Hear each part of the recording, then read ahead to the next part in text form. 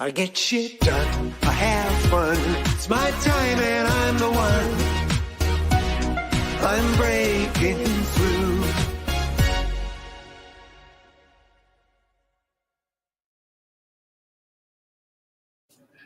Question of the day. There's a knack for connecting with people and creating relationships? We're going to find out. I have a wonderful individual who's going to come and join me today, and we're going to talk about that topic. But before we do that, thanks for being here. If you're watching us live, appreciate that. If you're watching us on the replay, remember #replay. And if you've got a comment, got some feedback, tell us where you're watching us from. We'd be happy to see where we're getting. Because, you know, the messages that we get shared and the guests bring on this just have a ripple effect. It's amazing. Some of the feedback I've gotten from people like you who are watching this now or on the replay have been greatly appreciated, and makes doing this worthwhile. Even if it's just one person we can help change, like a kaleidoscope, then the Business Renovator's done its job. It's living up to what it's all about. I have a shameless plug, though. I'm going to do that right now with no guilt.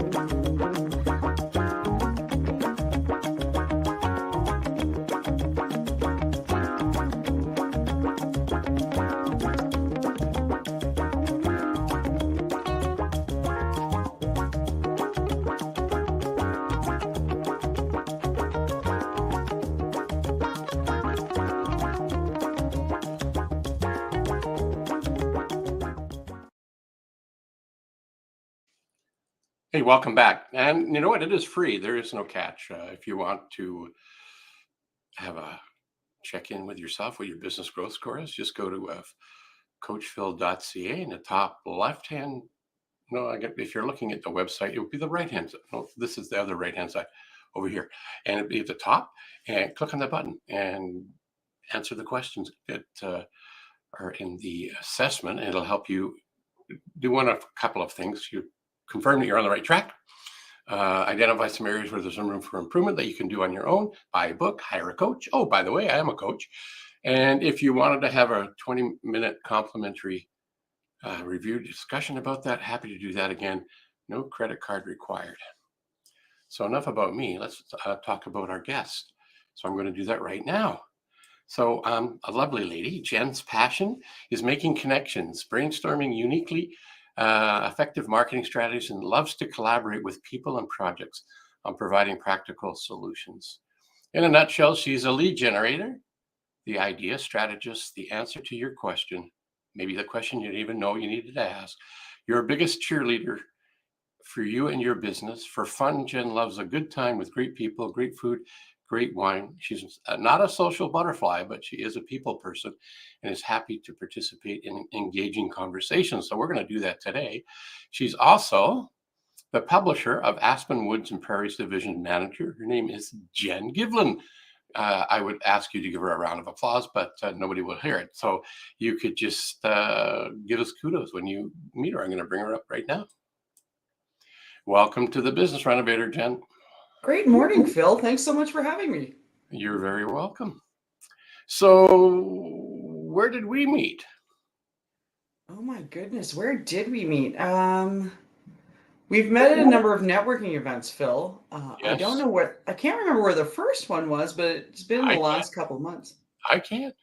Okay, where was the first one? It's on that one that I have a love-hate relationship with, Alignable. It has some red dots that my OCD-ness gets caught up and can't handle. How do I turn this red dot off? It means I have something to do, but I don't know how to get rid of it. So Alignable is where we first met. And it's gone from a hate to hate-love to almost love-hate relationship with Alignable, because I've met people like you and a few others that I've had some conversation with. Matter of fact, because of networking and hanging out there, and actually we've actually had virtual and we've had live events. And at one of the live events, somebody came up to me, and she's been a client for the last, 7 weeks or so. We're going through a process. This friend, this is talking about networking.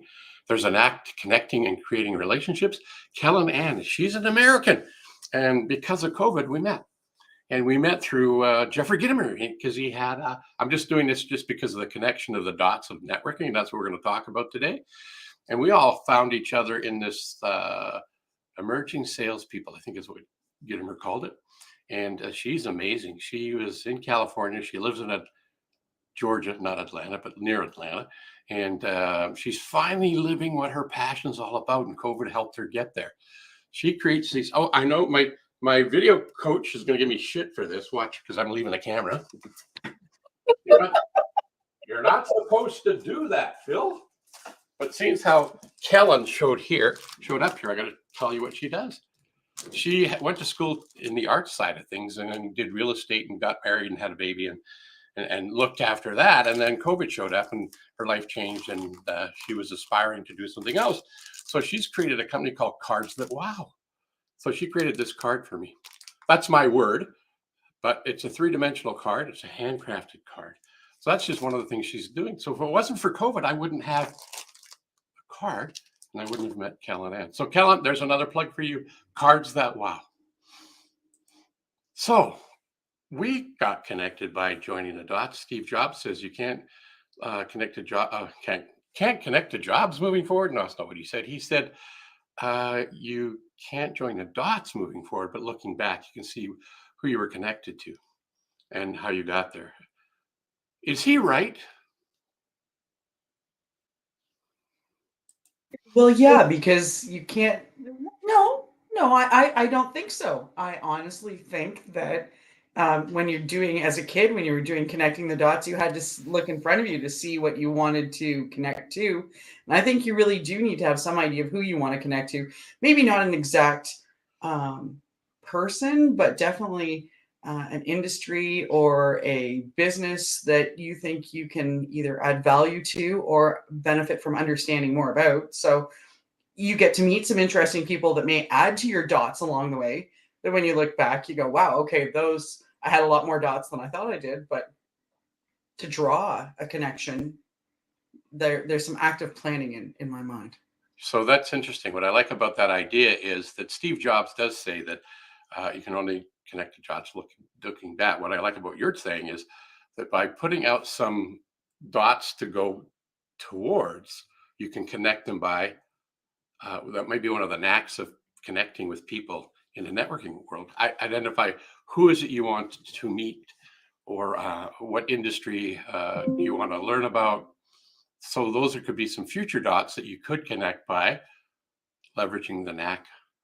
What do you think? Absolutely. Yeah. Absolutely. That one, I honestly believe, Phil, that there is, you have to have a purpose and understand there has to be some structure to your day. And part of that is deciding who you want to spend your time with during your day. Doesn't mean if you're not open to it that you aren't going to meet a lot of other great people.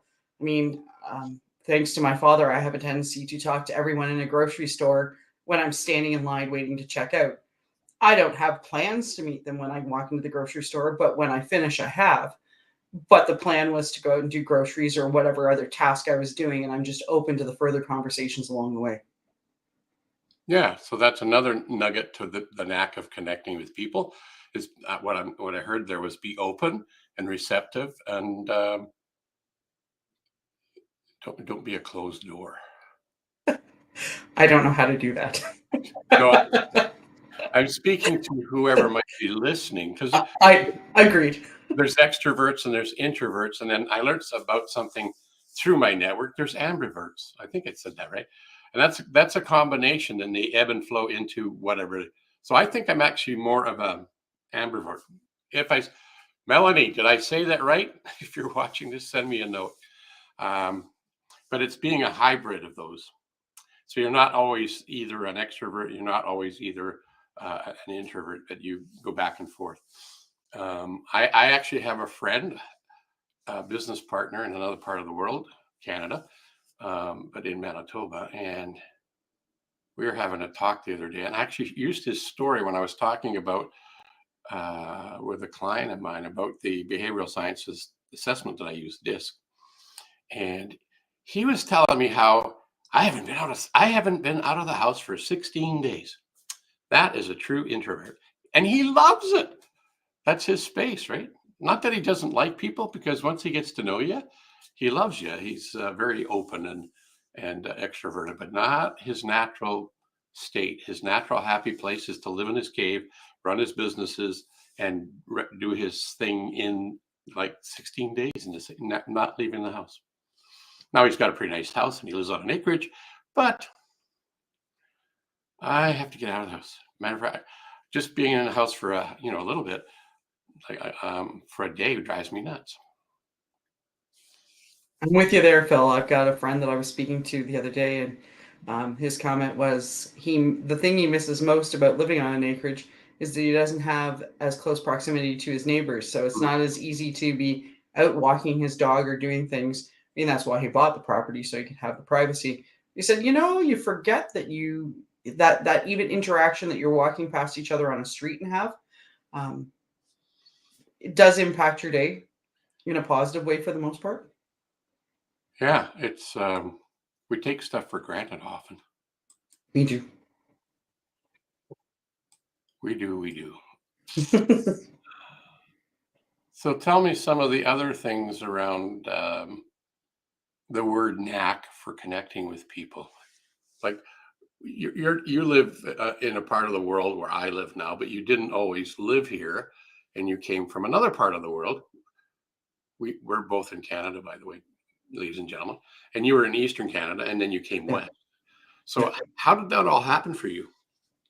I did a stint for the first part of my career in corporate Canada, and had the responsibility, based out of Ottawa, Ontario, to look after the East Coast. So I would fly out to our eastern provinces. Halifax was a hub that I used to fly into all the time, but Nova Scotia, New Brunswick, Newfoundland, PEI, and do field audits. So getting comfortable with going out on the road wasn't a big deal for me, although I do have a family with 3 kids. So that was a little taxing, because to do my job, I needed to do field audit and be out in the field for a couple of weeks of every month.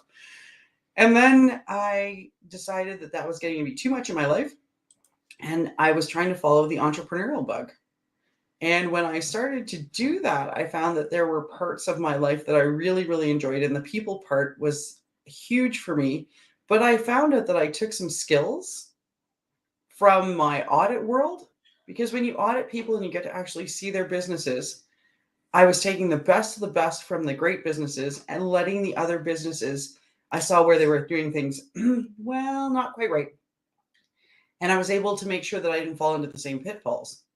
So by doing that, when it came time when COVID hit, and it came time for us to make some decisions about what we wanted to do, at that point, I owned a print promotions and engraving company. Not necessarily the best company to have when you are, when COVID hits. People aren't buying print. People aren't buying promotions. They don't need to hand anything out. In fact, they're kind of avoiding people. So we moved out. We had the opportunity to move out to Calgary. We sold our home. We sold 2 businesses. We had an online auction and a print promotions and engraving company. Came out here, and I needed to rebuild my connections. I have been using Zoom successfully, but I'm very much an outside the box people person. I needed to see people, be with people, and be involved. And so I used a couple networking events that I had, both online and in person, to allow me to start building a bit of a tribe, shall we say, here. And then I've just gone out and thrown myself into building tribes, calling people. When I call people, I have no desire to sell them anything. In fact, I don't particularly have anything that I want to sell, because I need to see if they're a good fit first. So that's what prompted us to come out here, and we've been here for the last 2 years. So it wasn't the Chinooks that brought you here? I love the Chinooks. I lived in Fernie when I was a kid, so I knew about them, but I love them. Yeah, I love them too.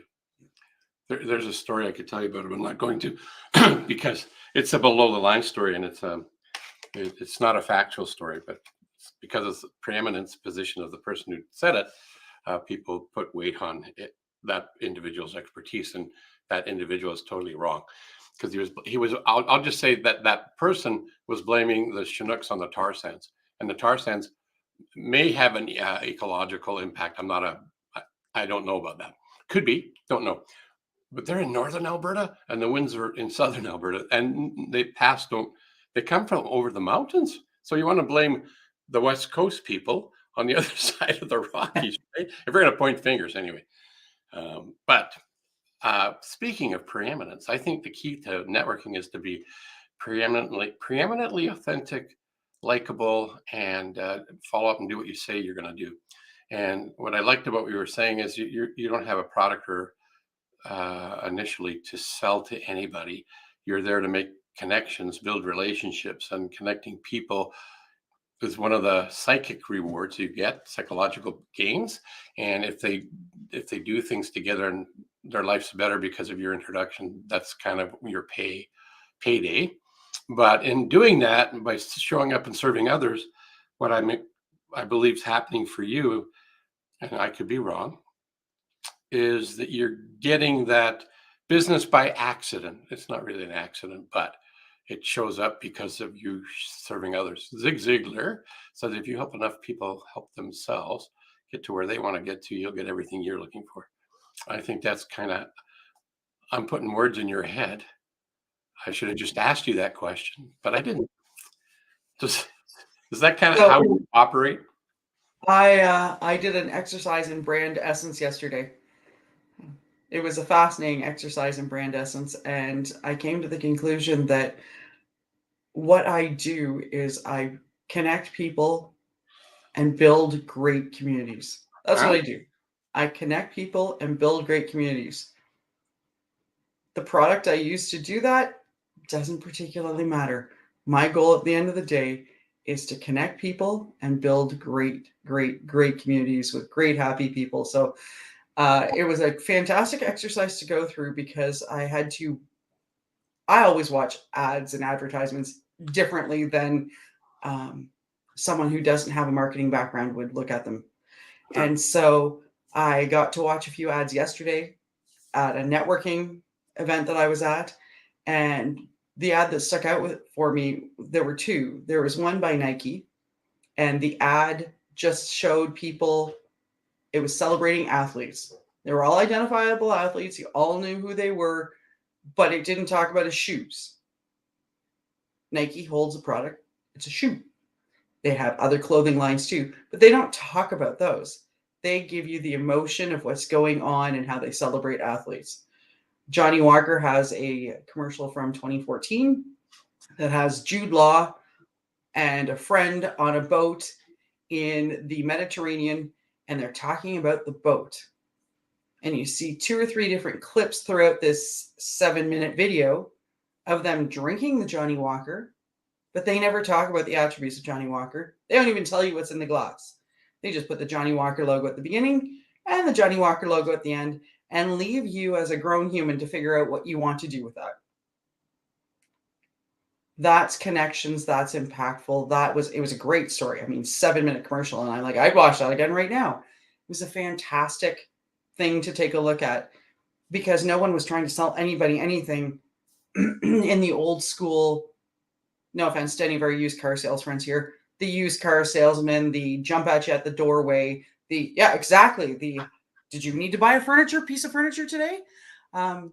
It was just an interaction. And so my goal with people all the time is to have a great interaction and see if I have something in my toolkit, whether it's a connection, an advertising opportunity, a marketing approach, or just another great human on the planet that they need to know that I can pull out of my toolkit and give them as a solution to a problem that they may be having.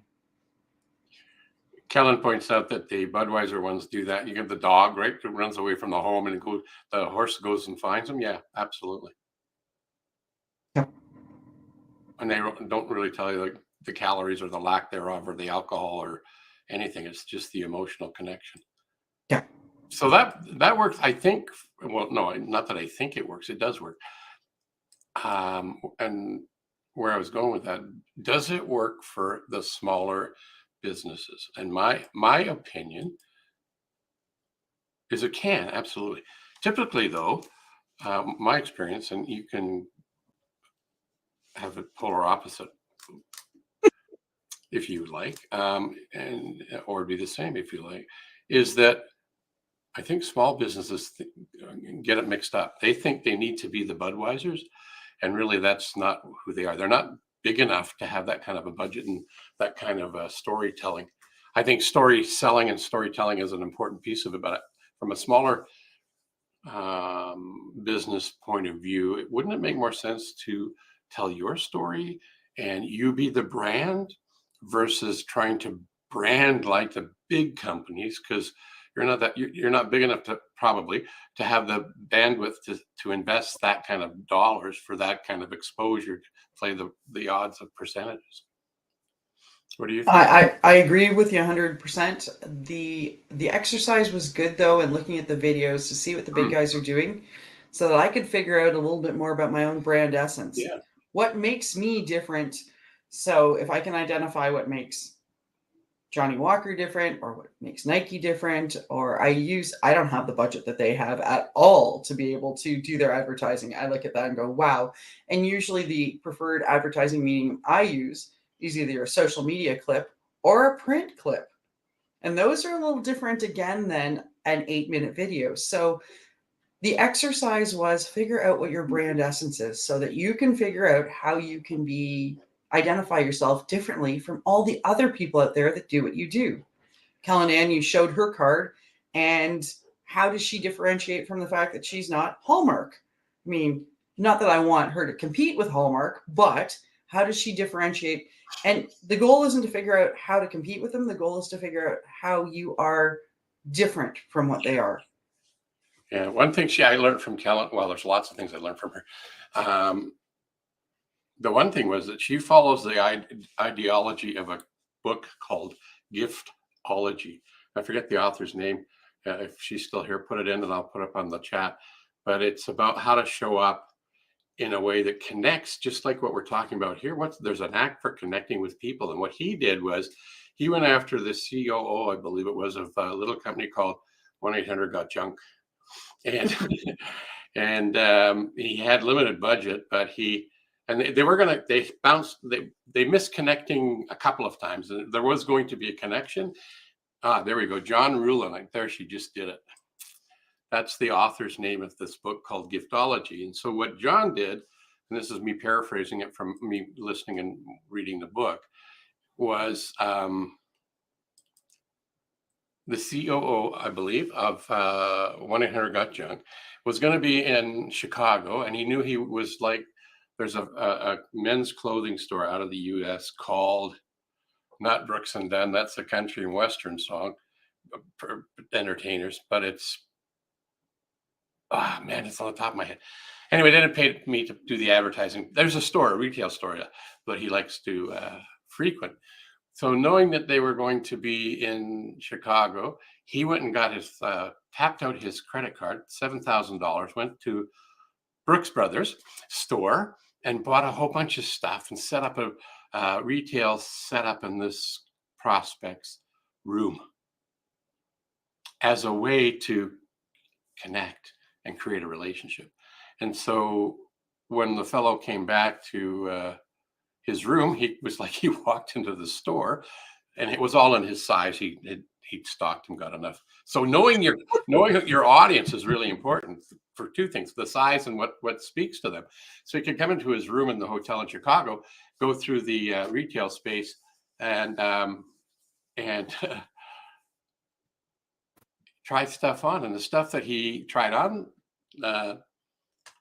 John paid for, and the stuff he didn't, he made a deal with the retail store that anything he didn't wear, he took back. So he didn't have to lose his whole $7,000. And as a result of that, he got connected to the Rolodex, the list, the community of the COO of this company. Would have never gotten that any other way. And he didn't have anything to sell them other than to build a relationship. So he was connecting with people and creating a relationship, just like what you're talking about. Because that's not my magical headline I'm looking at the top there. That's yours. Kellen's still here, and she has something else. She says, I have zero customers. I create experiences that cultivate relationships. So she's right in tune with what you're talking about, right?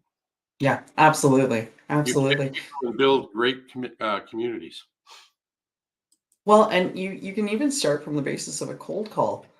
There's a lot of people who are really terrified of the phone. They're absolutely terrified, and they forget we've had a phone longer than we've had any other social media style options. Hmm. And picking up that phone and making that connection with somebody, as long as your intent is to make a good connection and not sell them anything, phone's not phone's not a problem. So I agree with you there. And what I'm going to do to help people discern what the difference is, selling is not telling, and cold calling and pitching is what drives people crazy. And even it drives me crazy.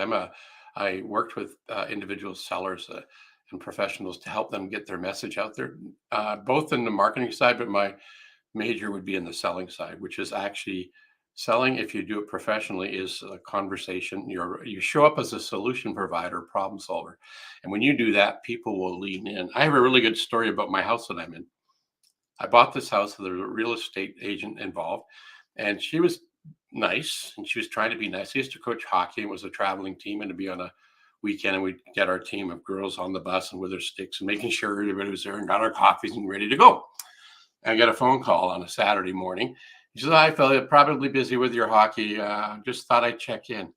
Oh my God, that drives me nuts. But if she had have said, "Hey, Phil, you're probably busy with your girls. I know that that's one of your passions.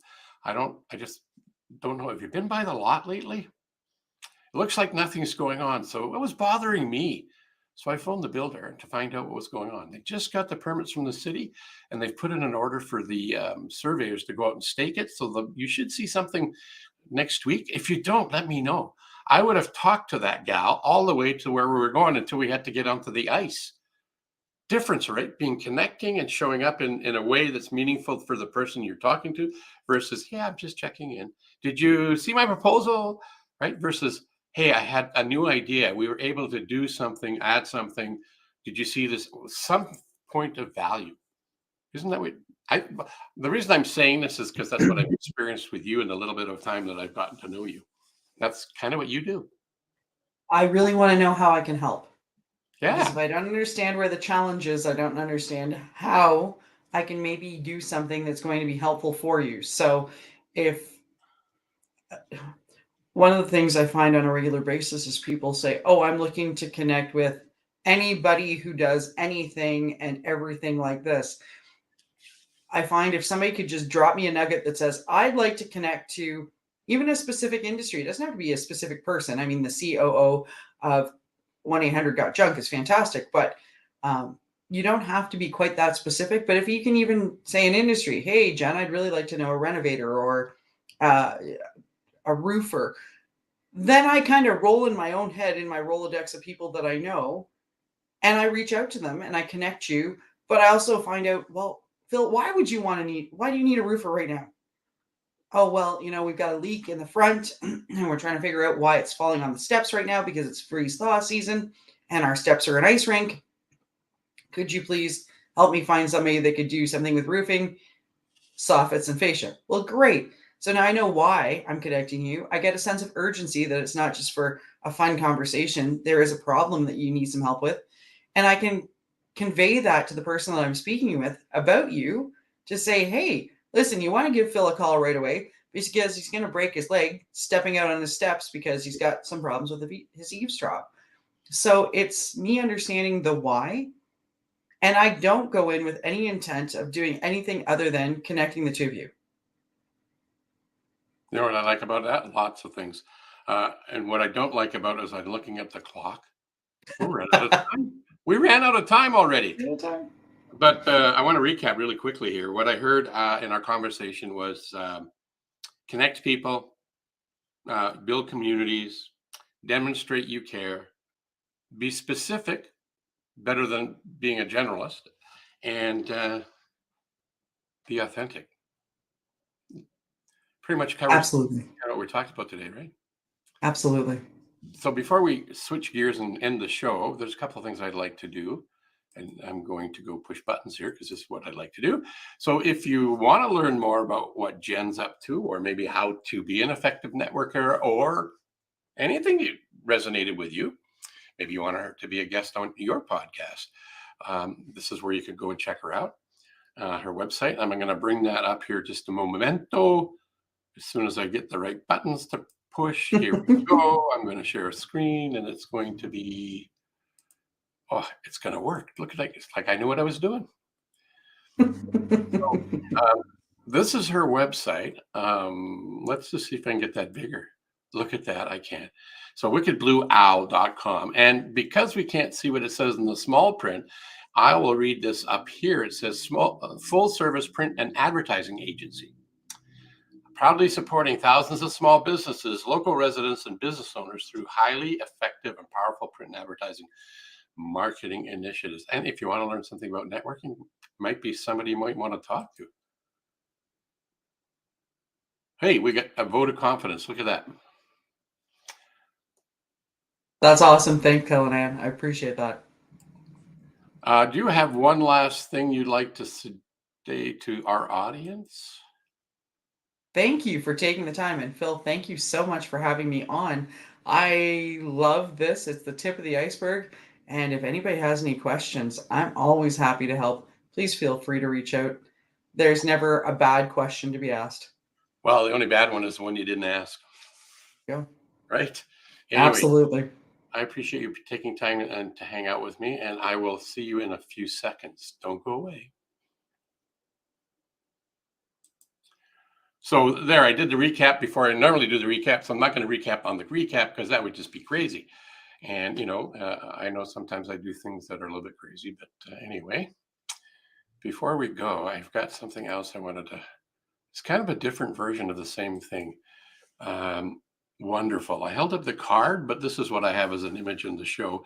And it represents you, and you are wonderful, and you are unique. So continue being your unique, wonderful self.